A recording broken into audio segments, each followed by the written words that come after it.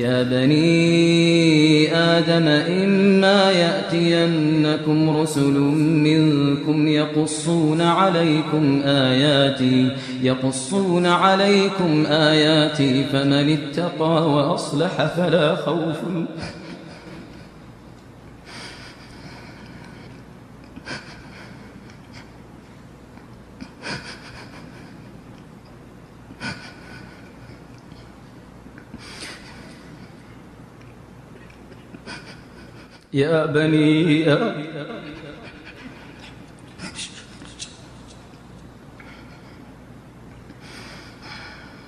يا بني آدم إما يأتينكم رسل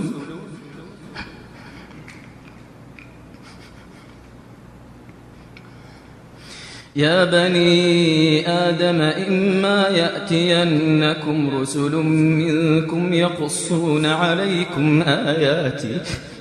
يقصون عليكم آياتي فمن اتقى وأصلح فلا خوف